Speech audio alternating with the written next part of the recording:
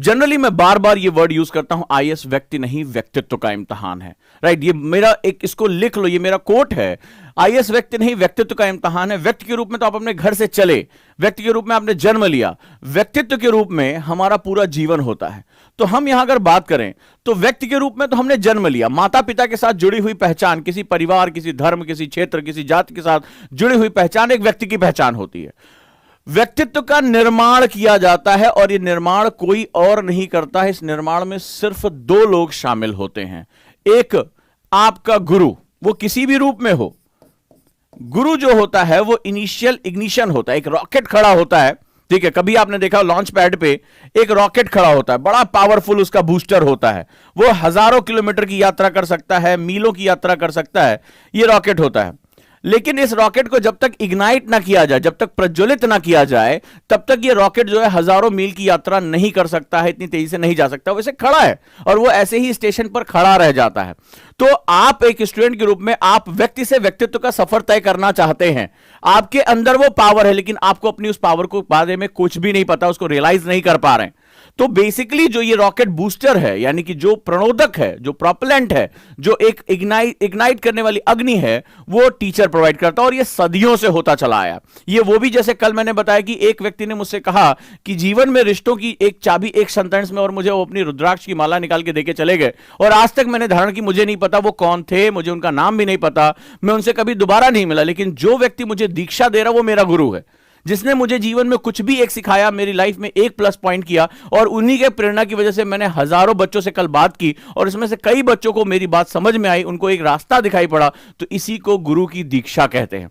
तो एक जो टीचर होता है, यानी गुरु जो होता है, वो कोई भी हो सकता है। जरूरी नहीं कि मैं यहां पर कोचिंग में खड़ा हूं तो मैं ही तुम्हारा टीचर हूं। कोई भी जीवन में कब कहां गुरु मिल जाए कुछ भी किसी को नहीं पता। वो जो आपकी पावर को इग्नाइट करता हो। तो जब आप इग्नाइट हो जाते हैं तो आप एक पावरफुल रॉकेट की तरह हैं। आप हजारों मील की यात्रा तय करेंगे, आप पूरे जीवन में जाएंगे, आप प्रशासनिक अधिकारी बनेंगे, आप हजारों लाखों के जीवन में परिवर्तन लेकर आएंगे। लेकिन उस परिवर्तन की शुरुआत के लिए इग्निशन होना बहुत जरूरी है। और दूसरा होता है शिष्य।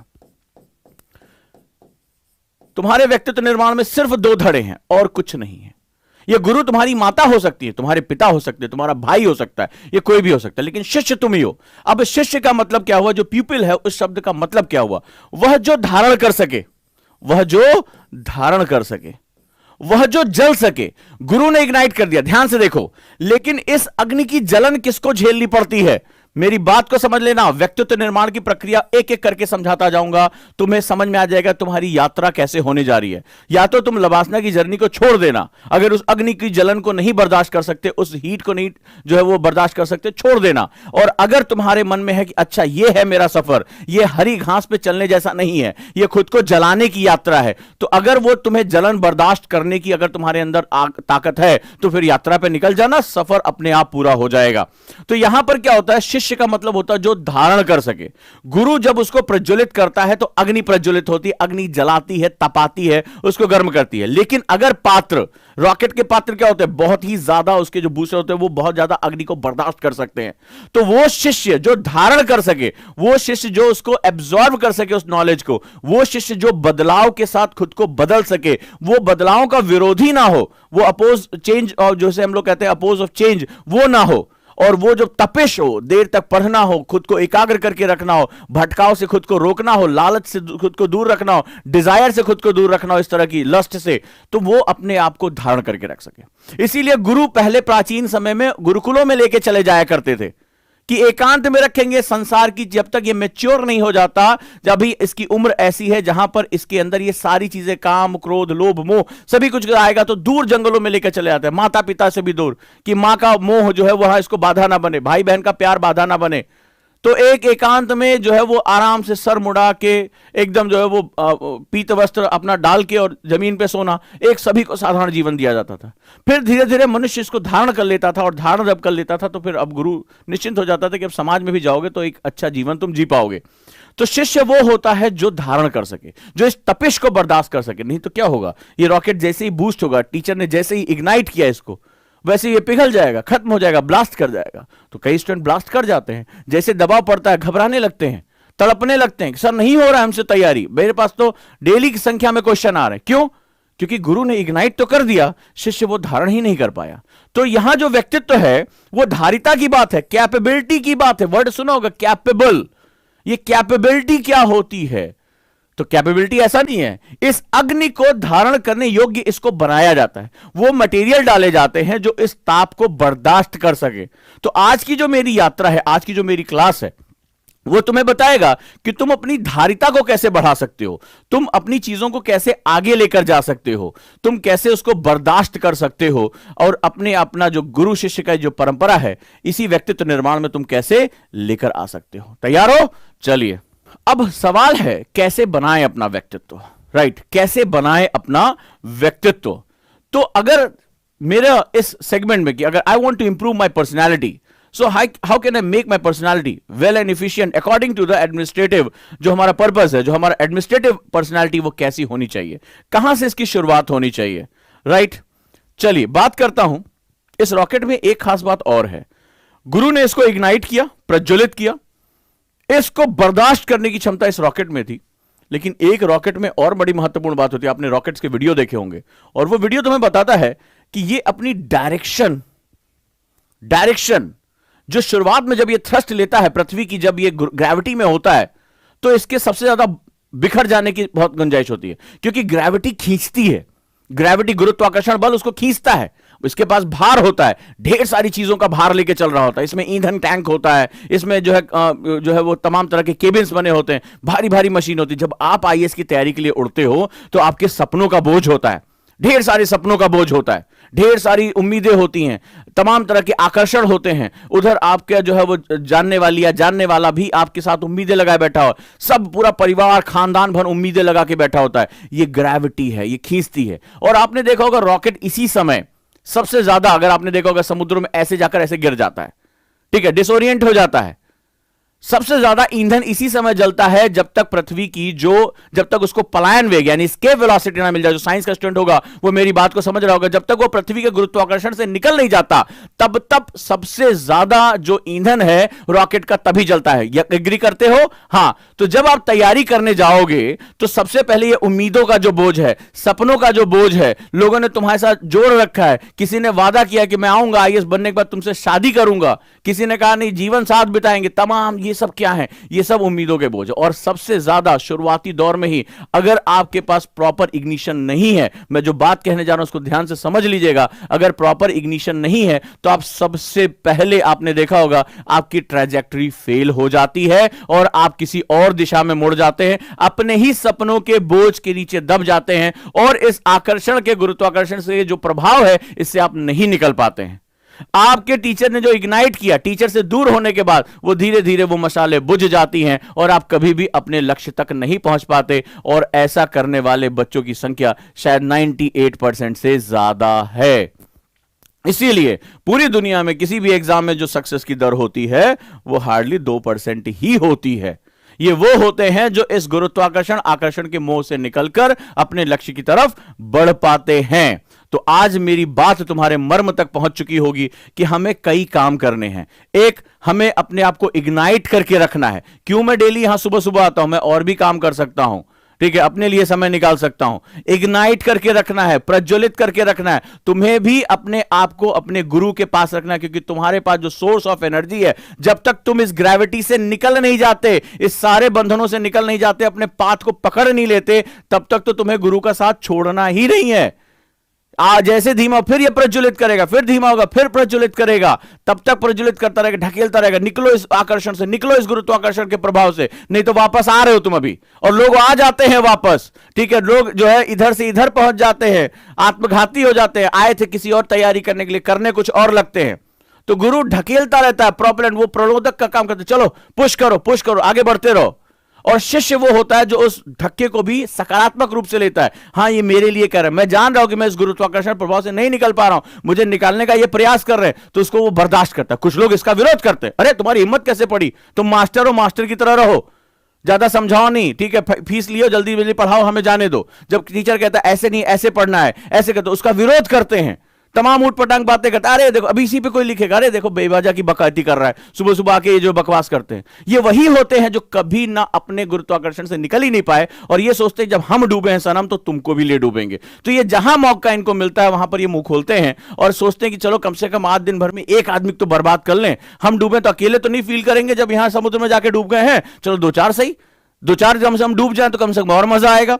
तो इस तरह की जो निगेटिविटी होती है वो हमारी इसी वजह से आती है। अब इस रॉकेट को हमें सही डायरेक्शन देना है और वो हमारा आता है व्यक्तित्व निर्माण की प्रक्रिया से। तो रॉकेट में क्या चीज होती होगी? रॉकेट को नहीं पता कि कितने मीलों का सफर उसको तय करना है। रॉकेट को एग्जैक्टली नहीं पता होता है उस समय, या वैज्ञानिक अगर मैं बात करूं यहां जिसका दिमाग है उसको नहीं पता होता कि रॉकेट एग्जैक्टली ट्रैजेक्टरी को पाएगा या नहीं पाएगा। ये रॉकेट जो है वो गुरुत्वाकर्षण के बाहर निकल पाएगा कि नहीं निकल पाएगा, पलायन वेग जो होता है वो हो पाएगा कि नहीं होगा। जैसे हमारे यहां मंगल मिशन जब छोड़ा गया था, हमारे जो इसरो के वैज्ञानिक थे उन्हें नहीं पता था कि जिस समय रॉकेट पीछे गया और संपर्क टूट गया उस समय ये लौट कर आएगा कि नहीं आएगा। लेकिन उन्होंने कैलकुलेशन अच्छी की थी, सब कुछ था, लेकिन पूरा धक धक धक धक जो है वैज्ञानिक समुदाय का कि भारत पहली बार में मार्स ऑर्बिटल मिशन, आपने ये पिक्चरें भी देखी होंगी, तमाम वेब सीरीज भी देखी होंगी, कर पाएगा कि नहीं कर पाएगा। तो क्या चीज थी व्यक्तित्व निर्माण में? जब वहां पर उन्होंने मंगल के अंधेरों में अपने रॉकेट को भेजा, या कोई भी रॉकेट जब छोड़ा जाता है कि पता नहीं उस अंतरिक्ष में कहां है क्या है, मार्स रोवर पहुंचेगा कि नहीं पहुंचेगा, एलॉन मस्क जब कोई चीज बता रहे तो कुछ भी नहीं पता। तो पहली चीज व्यक्तित्व निर्माण की क्या होती है? उसको हम लोग कहते हैं विश्वास। समझ में आया? विश्वास। यह विश्वास कई स्तरों पर आपको करना है। जिस गुरु को मैंने चुना है मुझे इसके साथ रहना है, मुझे बार बार भटकता नहीं, जंप नहीं करना है कि ये भागो वो भागो वहां भागो वहां भागो। अपने आप को देखने की बजाय दुनिया भर के टीचर को जज करना शुरू कर देते हैं। पहला तो आजकल फैशन आया हुआ है, ठीक है, फैशन, वो फलाना अरे ये नहीं है ना, उसमें चलो नेक्स्ट चलो। तो वो जंपिंग जो है रैबिट्स की तरह, मंकी माइंड की तरह कूदते रहते हैं। पहली चीज है विश्वास। अगर उस वैज्ञानिक को विश्वास है तभी ये रॉकेट आगे जा पाएगा। उसे पता है कि पता नहीं इसके बाद तो मेरा एक बार इग्नाइट हो गया तो मेरा कंट्रोल हट जाएगा इस पर से, सिर्फ मेरी मैथमेटिक्स, मेरा विश्वास है इसके साथ कि हम यहां पहुंचेंगे। तभी वो वैज्ञानिक, जितने भी संसार में वैज्ञानिक अनुसंधान हुए हैं जिन्होंने संसार को बदल के रख दिया, चाहे वो राइट ब्रदर्स का जहाज उड़ाना हो, बोला गया कि भारी मशीनें उड़ी नहीं सकती है, थर्मोडायनेमिक्स जो एरोडायनेमिक्स के खिलाफ है ये, लेकिन उड़ा दिया ना, विश्वास था उनके पास। जब मंगलयान जो है वो पीछे की तरफ गया और संपर्क टूट गया, हमें नहीं पता था कि दोबारा हमारा संपर्क जुड़ेगा कि नहीं जुड़ेगा, लेकिन विश्वास था। तो जो व्यक्तित्व निर्माण की पहली चीज होती है उसको विश्वास यानी फेथ कहते हैं। फेथ की मैं ये लंबी यात्रा पूरी करूंगा, फेथ की मैं आने वाले हर चुनौती को मैं बर्दाश्त करूंगा, ये होता है हमारा फेथ, राइट। तो हमारा अगला सेगमेंट है वो होता है विश्वास। तो जब भी आप शुरुआत करें तो आप विश्वास करें ये एग्जाम मेरा है, ये एग्जाम मेरा है, मैं इस एग्जाम के लिए बना हूं और मुझे इस एग्जाम को क्रैक करना। तभी मैंने कहा कि आईएएस हो ये सोचकर पढ़ाई करो, राइट। आईएएस हो ये सोचकर पढ़ाई करो और यहीं से अपने आप के अंदर विश्वास पैदा करो। तुम जो जिस तरह का आईएएस बनना चाहते हो, जिस तरह का, और सिर्फ कलेक्टर ही क्यों, तुम सचिव के बारे में सोचो, तुम जो है वो आप सेक्रेटरी के बारे में सोचो, तुम कैबिनेट सेक्रेटरी के बारे में सोचो कि मैं वहां पर कैसा हूंगा। अंदाजा लगाओ कि प्रधानमंत्री के बगल में तुम बैठे हो, एक हाई प्रोफाइल मीटिंग चल रही है और तुम्हें इनवाइट किया जा रहा है क्योंकि एक बहुत बड़ी समस्या का समाधान देने जा रहे हो। आपने नोटिस किया था जब हमारे सीडीएस शहीद हुए विपिन रावत जी, तो जो है कैबिनेट कमेटी की जो मीटिंग हुई उसमें आपने देखा प्रधानमंत्री के साथ अजीत डोवाल साहब बैठे थे। एक ऐसा आईपीएस ऑफिसर बनने की कल्पना करो कि प्रधानमंत्री उस ऐसी मीटिंग में जहां की बातें बाहर नहीं आ सकती, उस मीटिंग में भारत के समक्ष आने वाली जो चुनौतियां हैं उसके समाधान के लिए तुम्हें बुलाया जा रहा है। वो विश्वास पैदा करो कि हाँ ये मैं ही हूं जो बन सकता हूं, और ये जब विश्वास तुम प्रफुल्लित करोगे तभी जो है वो आगे जा पाओगे। तो पहली चीज, आज से कभी भी अपने मन में गूंजता है यहां पे, सर हमसे नहीं, मेरे पास कितने क्वेश्चन आते हैं, सर नहीं हो पा रहा है, सर नहीं कर पा रहे हैं, सर नहीं नोट्स बन पा रहे हैं, सर नहीं आंसर लिखा जा रहा है, सर नहीं 8 घंटा पढ़ पा रहे हैं। नहीं, मत कहो, विश्वास रखो कि हां मुझे करना है, मुझे आगे जाना है, मुझे आंसर लिखना है। कोई बात नहीं, 10 लाइन का आंसर नहीं लिखेंगे, 3 ही लाइन लिखेंगे, लेकिन लिखेंगे। विश्वास और अविश्वास के बीच में यही थोड़ा सा फर्क होता है। जितनी बार हम नहीं नहीं खुद से बोलते हैं उतनी बार हम अपने मकसद से दूर होते चले जाते हैं। सेकंड, एडमिनिस्ट्रेटिव व्यक्तित्व के लिए 3 चीजों का होना जरूरी है, जिसमें 2 के बारे में तो आप अच्छी तरह जानते हैं। एक होता है आईक्यू, इंटेलिजेंट क्वेश्चन। दुनिया भर के तमाम यूनिवर्सिटीज में वैज्ञानिकों के लिए इसकी बड़ी आवश्यकता पड़ती है, लेकिन एक्चुअली में आईएएस के लिए इसकी बहुत ज्यादा, मतलब हायर लेवल ऑफ थॉट्स नहीं चाहिए होते हैं। अगर ऐसा होता तो यूनिवर्सिटी के सारे टॉपर, गोल्ड मेडलिस्ट, सारे आईआईटीएन आईएएस बन जाते। ऐसा नहीं होता है। आज भी गांव देहात के बच्चे, तमाम रीजनल लैंग्वेज में पढ़े हुए बच्चे, सेकंड डिवीजन आए हुए बच्चे, कई बार फेल हुए बच्चे, वो भी आईएएस बनते हैं। तो इसका मतलब है अगर आपके दिमाग में ये चीज है कि बहुत हाई लेवल ऑफ आईक्यू मुझे चाहिए तब मैं आईएएस बनूंगा, तो ये एग्जाम थोड़ा उससे अलग है। ये तुमसे एडमिनिस्ट्रेटिव एप्टीट्यूड के बारे में बात करता है, ये एडमिनिस्ट्रेटिव व्यक्तित्व के बारे में आपसे बात कर रहा है। तो अगली चीज क्या है? ईक्यू, इमोशनल क्वेश्चन, इससे ज्यादा, दैट इज ये निम्न, ये उससे ग्रेटर और ये इससे ग्रेटर। एक चीज और जोड़ूंगा, पीक्यू। तो बेसिकली ईक्यू का मतलब होता है इमोशनल क्वेश्चन। इमोशनल यानी आपके पास भावनात्मक अभिज्ञता। ये इमोशनल होना नहीं कि रोना शुरू कर दो, फोक किसी गरीब को देखो तो हाय दैया छाती पीटना शुरू कर दो, नहीं। इमोशनल क्वेश्चन का मतलब होता है कि तुम उनकी जो मजबूरियां हैं, उनकी भावनात्मकता को समझते हुए निर्णय लो। जब तुम निर्णय लो तो केवल दिमाग से मत निर्णय लो, इसके साथ वो कहता है कि हृदय से को भी इन्वॉल्व करो, दोनों को बैलेंस करो, आईक्यू और ईक्यू को बैलेंस करो, निर्णय बहुत ही अच्छा होगा। तुम समझ सकोगे कि आज तुम्हारे कामों से किसी को हो सकता है दिक्कत हो, लेकिन जैसे जैसे तुम काम आगे बढ़ाते जाओगे वैसे वैसे इनके जीवन में एक नयापन आएगा, एक नई चीज आएगी, वहां पर तुम्हारा ईक्यू यानी इमोशनल क्वेश्चन आता है। लेकिन यूपीएससी के लिए जो तुम्हें चाहिए वो चाहिए होता है पीक्यू, यानी कि परसिस्टेंट क्वेश्चन। परसिस्टेंट यानी लगातार लड़ते रहना, this is the most important thing, PQ. Persistent का मतलब होता है लगातार लगे रहना, धैर्य के साथ लगे रहना, तब तक जो है वो बार बार कहते हैं कि रसरी आवत जात से सिल पर पड़त निशान, ये है पीक्यू। बहुत पहले हमारे यहां इसके बारे में बता दिया गया था, वेस्टर्न अब बता रहा है, बहुत पहले ईस्ट जो है वो पहले इसके बारे में बता चुका है कि रसरी आवत जात से सिल पर पड़त निशान, ये बिल्कुल एग्जैक्टली वही है। तो क्या है ये पीक्यू? पीक्यू कहता है कि when you start your performance do it on regular basis. मैंने कल हैबिट के बारे में इससे पहले डिस्कस किया था। परसिस्टेंस, डोंट जंप अप, ऐसे जंप नहीं करना है कि ये गए ये आए, ये वाला काम नहीं है। जो पीक्यू है वो ये है, जैसे पीक्यू। पीक्यू का मतलब होता है परसिस्टेंस बनाए रखना, हिट करते रहना। ठीक है, मैं नौकरी में हूं, कई बच्चों ने कहा सर टाइम नहीं मिलता। एक बच्ची ने मैसेज किया कि सर 27 साल एज हो गई है, 3 ही घंटा पढ़ने के लिए मिल रहा है। Do it, do it, do it, do it. ठीक है, घबराना नहीं, 3 साल को लेकर कैलकुलेट नहीं करना है, जस्ट हिट योर डे। 3 घंटा मतलब अगर 3 घंटा है तो इसको हिट करते रहो, हिट करते रहो, हिट करते रहो। इससे नीचे नहीं जाना है, ऊपर नहीं बढ़ पा रहे हो, तुम्हारे जीवन में ऐसी चुनौतियां है, कोई बात नहीं, बट परसिस्टेंस लगा रहना है। परसिस्टेंस का एक और मतलब है, मैंने कई बच्चों को देखा पढ़ाने के दौरान अपनी टीचिंग में, पहला अटेम्प्ट नहीं हुआ, छोड़कर भाग गए, टीचर को गाली दिया, सबको ऊट पटांग सोशल मीडिया पे लिखा, उसके बाद भाग गए, छोड़ छाड़ बिस्तर उस्तर लेके निकल लिए। तो परसिस्टेंस का मतलब, और इसी बार में मैं ऐसे तमाम जो है इस बार मेधावी स्टूडेंट से मिला जो सेलेक्ट हुए, आईएएस आईपीएस बने, उसमें उन्होंने बहुत कम लोग थे जिनको फर्स्ट अटेम्प्ट में मिला, दूसरा अटेम्प्ट, तीसरा अटेम्प्ट, उसमें कई ऐसे थे जो पहली बार में इंटरव्यू में गए, दूसरी बार प्री नहीं निकला उनका, लेकिन hit hit hit hit hit. तो परसिस्टेंस का मतलब होता है जीवन के हर क्षेत्र में एक नियमितता लेकर आना। नियमितता, परसिस्टेंस मतलब मुझे किसी भी रूप में अपनी जो है एक रूपता बनाए रखनी है, चाहे वो पढ़ाई की हो, व्यवहार की हो। पता चला कुछ लोग क्या होता है, कई बार पागलों जैसा बिहेव करने लगते हैं, बहुत तनाव में हूं सर, ऊट पटांग से बोलने लगते हैं, रोने लगते हैं। ठीक है, नहीं, व्यवहार में भी परसिस्टेंस लेकर आना है। ठीक है, एग्जाम है ये, लेट इट बी, मुझे एग्जाम की तरह लेना है, ऐसा नहीं कि मुझे कोई फांसी चढ़ा दिया जाएगा मैं फेल हो जाऊंगा। एक बार फेल हो गया कोई बात नहीं, दूसरी बार जाना है, दूसरी बार नहीं, तीसरी बार करना है मुझे। अगर मेरे पास अटेम्प्ट ऊर्जा है, मेरा ये सपना है, मुझे पता है कि मैं इस एग्जाम के बाहर परिवर्तन लेकर आ सकता हूं, तो मुझे ये चीज करनी है। क्लियर है?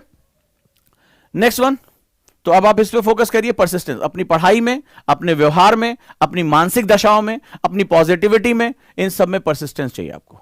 ठीक है, अगर आप नियमितता लेकर आ पाते हैं तो आपके लिए बहुत आसान हो जाएगा। नेक्स्ट, थर्ड, पर्सनालिटी डेवलपमेंट के लिए develop attitude and aptitude. UPSC में दोनों चीजें चाहिए। कई बार कहा जाता है कि पॉजिटिव एटीट्यूड रखिए, पॉजिटिव एप्टीट्यूड क्यों नहीं, ये बड़ा इंपॉर्टेंट है। अब यहां पर हम जरा बात कर लेते हैं कि आखिर इसमें जो है सेगमेंट क्यों आखिर ऐसा हो रहा है, ये समझ लीजिए। एटीट्यूड यानी अभिवृत्ति। अभिवृत्ति की अगर बात करें तो अभिवृत्ति का मतलब होता है कि आप जो ये चैलेंजेस डेली डेली आ रहे हैं उसको किस रूप में देख रहे हैं, किस तरह से आप आज आगे लेके जा रहे हैं। आपके सामने जो चैलेंजेस है, मुझे मान लीजिए मेरा आंसर अच्छा नहीं लिखा जाता, तो एक होता है सर मेरा आंसर बार बार नहीं लिखा जाता, सर मैं नहीं लिख पा रहा हूं, सर मैं क्यों लिखूं, मैं अच्छा आंसर नहीं। और दूसरा तरीका होता है कि मुझे आज कम से कम इंट्रोडक्शन ही अच्छा करना है, कोई बात नहीं पूरा आंसर मुझसे अच्छा नहीं लिखा, मेरे पास फैक्ट्स अच्छे नहीं है, लेकिन 3 लाइनें 4 लाइनें मुझे अच्छी लिखनी है। चलो अभी हम इस महीने इसी पे काम करते हैं, मैं कोई जल्दबाजी में नहीं, तो मैं अपने जो मेरे सामने प्रॉब्लम्स आ रही, एटीट्यूड क्या काम करता है, जो मेरे सामने प्रॉब्लम्स आ रही हैं, मैं इसको चैलेंजेस रूप में कहना शुरू कर देता हूं कि ये मेरे चैलेंजेस हैं, प्रॉब्लम्स नहीं है बेसिकली। और इन चैलेंजेस को मैं माइक्रो लेवल में तोड़ने की क्षमता जानता हूं, यानी छोटे छोटे सूक्ष्म स्तर पे मैं इसको तोड़ दूंगा। कि प्रॉब्लम बड़ी, मान लो जो मेरे पास, मुझे 150 वर्ड का आंसर मुझसे नहीं लिखा, बहुत से बच्चों ने, कल भी एक क्वेश्चन आया मेरे पास कि समझ में नहीं आ रहा है कि आंसर की शुरुआत कहां से करें। तो जब समझ में आया तो शुरुआत नहीं, तो उसको छोटे स्तर पे तोड़ दो कि मुझे आंसर ही क्यों लिखना है, मुझे सिर्फ प्रसंग लिखना है, मुझे सिर्फ इंट्रोडक्शन लिखना है। तो किसी भी चीज का केवल इंट्रोडक्शन लिखना है। तो हमें एक आंसर में पता होता है कि हमारे मिनिमम 3 पार्ट होते हैं, इंट्रोडक्शन, उसकी बॉडी यानी एक्सप्लेनेशन, और कंक्लूजन यानी उपसंहार। तो क्यों ना मैं केवल फोकस करूं इंट्रोडक्शन में, सिर्फ 4 लाइन नहीं लिखना, 4 लाइन खाली लिखना है, बाहर में गया इसके मुझे मतलब ही नहीं है। एक बार मैं इंट्रोडक्शन पे कमांड कर लूं, फिर मैं आ जाऊंगा बॉडी पे कि थोड़ा चलो इसकी एक्सप्लेनेशन पे 8 लाइन और लिख लेते हैं, फिर कंक्लूजन पे आ जाएंगे। तो आप जब प्रॉब्लम्स को चैलेंजेस में कन्वर्ट कर देते हो और चैलेंजेस को छोटे छोटे हिस्सों में तोड़ देते हो, तब आपका विजय की यात्रा शुरू हो जाए। अब आप उस पर आसानी से विजय पालोगे। और जब उसको आप बहुत बड़ा करके देखते हो, तब कभी भी आप उसमें अच्छा नहीं कर पाते हो। यही सिंपल सा फंडा होता है। दूसरा होता है अभिरुचि, एप्टीट्यूड, किसी भी चीज में इन्वॉल्व होना। कल एनसीईआरटी की क्लास में मैंने आपको इसी के बारे में बताया था। एनसीईआरटी कहती भी इसी के बारे में कि आपको इन्वॉल्व होना है, अभिरुचि डेवलप करनी है, अपना मन लगाना है, और इसके बारे में मुझे बात करनी है। तो मेरा जो है एप्टीट्यूड क्या है, मैं इसको किस रूप में देख रहा हूं। सवाल है फॉर एग्जांपल कि मैं ज्योग्राफी, आज से मान लो ज्योग्राफी पढ़ाने जा रहा हूं, तो ज्योग्राफी का प्रशासनिक अभियोग्यता में, प्रशासन में मैं क्या इस्तेमाल कर सकता हूं। यानी इसको पढ़ते समय सिर्फ मुझे हवाओं के चलने का जो है वो नाम नहीं याद रखना है, मुझे लोकल विंड्स के नाम नहीं याद रखने हैं, मुझे जो है वो अधिवासों के नाम नहीं याद रखने, मुझे तो समझना है कि अभिरुचि क्या होती है। अभिरुचि का मतलब होता है इन्वॉल्व करना, कि अगर मैं कल प्रशासनिक अधिकारी हूं तो मेरी ज्योग्राफी की नॉलेज मेरे देश की समस्याओं के निपटान में कितनी महत्वपूर्ण भूमिका निभा सकती है, which is very important, right. ये होता है जब आप सब्जेक्ट को अपनी लाइफ से जोड़ लेते हो और खुद को अपने सब्जेक्ट में इन्वॉल्व कर देते हो। सॉरी टू से हमारा एजुकेशन सिस्टम इतना सपोर्ट नहीं करता। वो कहता है अरे पढ़ लो यार, सब लोग टीचर भी कहते हैं पढ़ लो यार, नंबर पा जाओ, भागड़ में जाओ, इससे क्या मतलब है। यहीं से हम खराब कर देते हैं। और आगे चलकर वही स्टूडेंट जब पहुंचता है अपने फील्ड में, तब वहां वो अपने आप को बहुत अकेला पाता है या वो गलत कार्य कर रहा होता है। एजुकेशन हमेशा एक पर्पस के साथ होता है। तो जब आप खुद को इन्वॉल्व कर लेते हैं, तब आप जाकर उसके साथ जुड़ पाते हैं। अगला point, develop skills, which is most important. Skills आपको इस युद्ध में बहुत ताकतवर बनाती है। जैसे रीडिंग स्किल, लिखते जाओ, रीडिंग स्किल्स। किताब कई लोगों को पढ़ना ही नहीं आता, कई लोग पढ़ने बैठते हैं 2 पेज से ज्यादा कंसंट्रेट नहीं हो पाते। उन्हें लगता है कि सिर्फ नोट से ही हम आईएएस बन जाएंगे। तमाम तरह की धारणाएं होती हैं। वो अपने आप को इंप्रूव करने के लिए बुक्स पढ़ते ही नहीं है, कुछ नई चीज जानने की कोशिश ही नहीं करते हैं, क्योंकि वो कहते हैं सर पढ़ने मन नहीं लगता, ज्यादा देर तक हम कॉन्सेंट्रेट नहीं हो पाते हैं। तो पहली आपकी रीडिंग स्किल डेवलप करनी होगी, और वहां से शुरू करो। कोई भी छोटी छोटी चीज, जैसे रीडिंग स्किल का मतलब होता है बैठकर कुछ पन्नों के साथ लगातार पढ़े, कुछ मोटिवेशनल बुक्स पढ़ लो, कुछ इंटरेस्टिंग बुक पढ़ लो, नहीं हो तो बिल्लू पिंकी कॉमिक्स, लेकिन पढ़ो, रीडिंग स्किल डेवलप करो। रीडिंग स्किल लगातार जो है वो प्रैक्टिस से आता है। It take lot of practice. Hindi मन करे हिंदी पढ़ो, इंग्लिश मन करे इंग्लिश पढ़ो, जो भी आपकी लैंग्वेज हो वहां का रीजनल साहित्य पढ़ो, प्रेमचंद्र पढ़ो, फणीश्वरनाथ रेणु पढ़ो, मन्नू भंडारी पढ़ो, ठीक है, लेकिन पढ़ो उसको। जो भी आपको इंटरेस्ट दे रहा, जिसमें आपको कोई प्रेशर नहीं लेना है, वो पढ़ो। और जब आप उसको रीडिंग स्किल धीरे धीरे डेवलप करो, एक 30 मिनट्स 45 मिनट्स अलग निकालो अपने लिए, ये धीरे धीरे हैबिट में डेवलप होगा। फिर जब ये रीडिंग हैबिट डेवलप होगा, जिस दिन तुम मन्नू भंडारी पढ़ लोगे, उसी दिन आगे चलकर तुम जो है भारत में प्रशासनिक व्यवस्था के बारे में पढ़ना शुरू कर दोगे। लेकिन जब तुम मन्नू भंडारी, जब इंटरेस्टिंग चीज नहीं पढ़ पा रहे हो, तो बुक भी नहीं पढ़ पाओगे। ये बात ध्यान रखना, कोई चमत्कार नहीं होने जा रहा है, क्योंकि ये तुम्हारी स्किल्स का एक हिस्सा है। दूसरी स्किल की बात करें, स्किल का मतलब होता है it needs lot of practice. Skill का मतलब ही होता है, स्किल कब आती है, when you do lot of practice. जब आप लगातार अभ्यास करते हो तो ही प्रैक्टिस आती है। तो इस प्रैक्टिस में रीडिंग स्किल हो गया। दूसरा राइटिंग स्किल, जो भी पढ़ो उसको लिखने की कोशिश करो। रिवीजन स्किल, जो भी पढ़ो उसको बार बार दोहराने की कोशिश करो। कई लोग तो अपने आप को फोटोकॉपी मशीन समझते हैं, अब एक बार देख लिए सब याद हो गया। बार बार उसको पढ़ने की आदत डालो। Reading, revising skill. काम स्किल, काम स्किल का मतलब क्या है, खुद को शांत रखना पड़ता है। हर हफ्ते एक बार तो ऐसा होता होगा कि आपके दिमाग में क्वेश्चन आता है, यार हमसे ये एग्जाम निकलेगा कि नहीं निकलेगा। हमसे ये हो पाएगा कि नहीं हो पाएगा, राइट? तो ऐसी कंडीशन में खुद को मेडिटेशन सिखाओ, खुद को काम रखने की कोशिश करो, डायरी लिखो, अपने निगेटिव विचारों को अपनी कॉपी में डाल दो कि देखो भाई मेरे सामने ये निगेटिविटी आ रही है। अगर आप ये कर पाते हो तो खुद को शांत रखिए कि ये इस एग्जाम में तूफान चलते हैं दिमाग में, आपका दुश्मन कोई नहीं, आपके अंदर बैठा हुआ है। उसको अगर तुम शांत कर पाते हो, इस दिमाग को तुम शांत कर पाते हो, तो दुनिया तुम्हारे हाथों में है। तो काम स्किल, इसके बाद टेक्निकल स्किल, थोड़ी सी टेक्नोलॉजी को भी आपको पता होनी चाहिए। क्या है ये टेक्निकल स्किल? जैसे गूगल सर्च करना, जैसे टेक्नोलॉजी के बारे में थोड़ी जानकारी लेना, जैसे कहीं पर भी आप तमाम तरह की वेबसाइटों को जो है वो आपको बुकमार्क करना आना चाहिए। जैसे यूनाइटेड नेशंस की वेबसाइट हो गई, नीति आयोग की वेबसाइट हो गई, जहां पर इंपॉर्टेंट रिपोर्ट्स आ रही, आईएमएफ की वेबसाइट हो गई, इनको बुकमार्क करके रखना, इनको जो है वो इनके जिसे हम लोग कहते हैं आरएसएस फीड लेना। इनके आप तमाम ऐप्स आती हैं जिन पे आप उनके आरएसएस फीड ले सकते हो, उस पर कोई भी अगर नोटिफिकेशन आता है तुरंत आपको पता चल जाता है, आपका समय बचता है और आप अपडेट रहते हैं।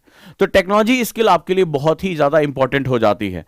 और ये जो चीजें होती स्किल में आपको बहुत ही ज्यादा एक तरह से नए अपने आप को चैलेंज करना।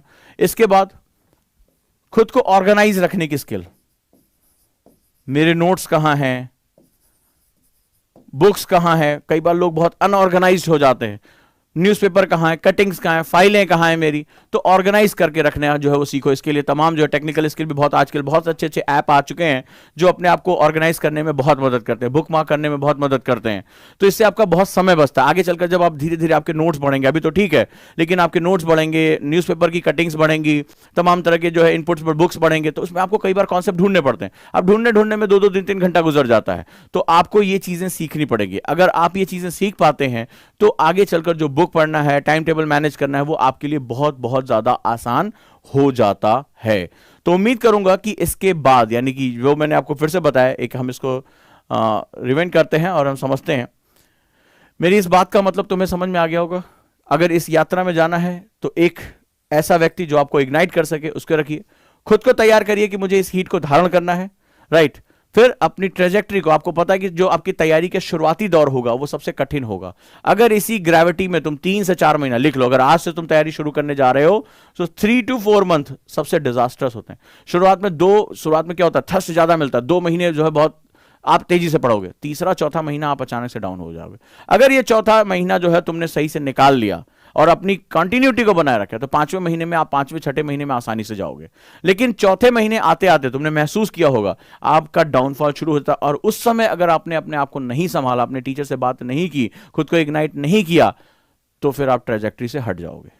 और इसके बाद अगर कंटिन्यू रखा तो सफर तुम्हारे लिए आसान हो जाता है। क्लियर है? विश्वास से बात अपनी शुरू करो और पीक्यू पर आओ। आज से तुम्हारी, अगर कई लोगों ने मुझसे पूछा कि सर एडमिनिस्ट्रेटिव एप्टीट्यूड के लिए क्या बहुत तेज लाल होना, बहुत तेजू लाल होना, बहुत ही जो है गोल्ड मेडलिस्ट होना जरूरी नहीं? तुम्हारे सामने है, पीक्यू होना जरूरी है। In every behaviour, in your thoughts, in your daily routine, in your thinking process, in your behaviour, सभी में तुम्हारा परसिस्टेंट होना जरूरी है। ये रिक्वायरमेंट है यूपीएससी की। क्यों तुमसे प्री मेंस इंटरव्यू कराते हैं, इतना करने के बाद भी जाके उसका ट्रेनिंग कराते हैं। तुम्हारा बहुत धैर्य देखा जाता है कि सामने एक व्यक्ति गाली दे रहा है। आपने देखा कोविड टाइम में 2 डीएम ने अपना जो है आपा खो दिया, क्या हालत हुई, पूरे देश से माफी मांगनी पड़ी। परसिस्टेंस ऑफ बिहेवियर, कि तुम जो है वो बिल्कुल ही नियत बने रहोगे, तुम्हारे व्यवहार में कोई भी परिवर्तन नहीं आएगा। ये होता है परसिस्टेंस होना। ठीक है, तो आपका अगर हम डेली पढ़ रहे हैं तो हम डेली पढ़ेंगे, हमारा व्यवहार यही रहेगा। बार बार मानसिक उच्चार, अरे यार बोर हो गए हैं, नहीं पढ़ा जा रहा है, नहीं, ये नहीं करना है मुझे। इसके बाद एटीट्यूड और एप्टीट्यूड दोनों डेवलप करो। किसी भी समस्या को बहुत बड़ा करके मत बोला करो, नहीं हो पा रहा है, ऐसा नहीं हो पा रहा है। रिवीजन करना है, छोटा छोटा रिवीजन करो। किसी को बोल दो कि तुम मुझे पढ़कर सुनाओ, मैं उसको सुनकर याद रखूंगा। आप मोबाइल में उसको रिकॉर्ड करके सुन सकते हो, कई तरीके हैं आपके पास। और स्किल्स, बिना स्किल्स के ये युद्ध नहीं लड़ा जा सकता, कभी नहीं हो सकता। अगर आप अपनी पर्सनालिटी पर काम नहीं करोगे तो कभी भी आपकी पर्सनालिटी आपको उस तरह नहीं बनती हुई दिखाई पड़ेगी। अगर आप अपने लिए 30-35 मिनट पढ़ने के लिए नहीं निकालते हो, खुद को अपने आप को नर्चर करने के लिए नहीं निकालते हो, कभी भी काम नहीं चलेगा। अगर आपका पेन नहीं चलता, सोच रहा कि पढ़ ले तो लिख लेंगे, कभी भी नहीं होगा। अगर आप अपने आप को रिवीजन स्किल में नहीं डाल रहे हो तो कभी भी काम, अगर आपके टाइम टेबल में रिवीजन नहीं है, कुछ एक तरफ पढ़ते जाओगे, दूसरी तरफ रेत के निशान जो है मिटते चले जाएंगे। ठीक है, खुद को काम करना नहीं आता, खुद से डेली पूछना है कि मुझे कैसे करना है। जो कल सुबह मेरी 6:30 बजे क्लास है मेडिटेशन की, आओ वहां पर बैठते हैं, बात करते हैं। खुद को शांत रखना सीखना बहुत महत्वपूर्ण है। ठीक है, टेक्नोलॉजी स्किल मुझे पता नहीं, कई लोग वर्ड जो है मैंने देखा कई लोग जीमेल नहीं बना पाते हैं, तो वो सब चीजें तुम्हें आनी चाहिए। और खुद को ऑर्गेनाइज करना सीखो कि मुझे कब क्या कैसे करना है। जो लोग ऑर्गेनाइज कर पाते हैं वो उनके लिए बहुत आसान होता है। मैंने देखा है कि आपने देखा होगा कई बार जो है वो तमाम, आपने देखा होगा रिजल्ट में भी हमें दिखाई पड़ा, जिनके माता पिता अच्छे पदों पर होते हैं, और जैसे मान लो आपने देखा होगा उनके परिवारों में या तो कोई एडमिनिस्ट्रेटिव सेगमेंट में होता है या बहुत अच्छे पढ़े लिखे होते हैं, उनके बच्चे बहुत आसानी से एग्जाम क्रैक कर ले जाते हैं, बड़ी ऊंचाई पर पहुंचते हैं। उसके पीछे कारण क्या होता है? उसके पीछे कारण ये होता है कि वो लोग खुद भी अपने आप को ऑर्गेनाइज करके, उनके घरों में बड़ा डिसिप्लिन चलता है। आप ये सोचते हैं कि उनके बच्चों को बड़ा लग्जरी मिलता, नहीं मिलता है। उनके शुरुआत से ही उनके पढ़ने लिखने पर बहुत फोकस किया जाता है, वो टाइम से उठते हैं, टाइम से स्कूल जाते हैं, उनको इतनी लग्जरी नहीं मिलती है। धीरे धीरे वो अनुशासन यानी डिसिप्लिन, खुद को ऑर्गेनाइज करने का जो तरीका होता है, डिसिप्लिन मतलब क्या, खुद को ऑर्गेनाइज करना, वो उनके जीवन का हिस्सा बन जाता है। फिर धीरे धीरे उनके लिए कोई भी एग्जाम क्रैक करना एक बिल्कुल, आपने देखा होगा, एक कॉमन बात हो जाती है। ठीक है, आपने नोटिस किया होगा और आप खुद भी पढ़ के देखे, मैंने इस बारे में बहुत बात किया है, बहुत चीजों को देखा है, तो आपको एक अलग ही दिखाई पड़ता है कि वो एक बचपन से उनकी ट्रेनिंग इस तरह से होती है। आपने देखा होगा जो सैनिक स्कूल में बच्चे जाते हैं उसमें आगे चलकर वो मेजर या कैप्टन के रूप में बहुत आसानी से निकल जाते हैं, क्योंकि शुरुआत से उनकी ट्रेनिंग अच्छी होती है, वो एक अनुशासन में बंधे होते हैं, पहले से ही वो कैडेट के रूप में तैयार हो चुके होते हैं। सो इस कंडीशन में आपने देखा होगा कि हमें जो अनुशासन, हमें जो ऑर्गेनाइज वे में हमें तैयार करना होता है, वो आगे चलकर अपने आप एक प्रोसेस को जन्म देता है, जिसे हम प्रोसेस ऑफ सक्सेस कहते हैं, यानी हम सफल होकर निकल जाते हैं। तो उम्मीद करता हूं कि आप लोगों को आज जो बेसिक प्रिपरेशन थी वो आप लोगों को मिली होगी। आप लोगों को जो करना है, इन चीजों पर फोकस करो।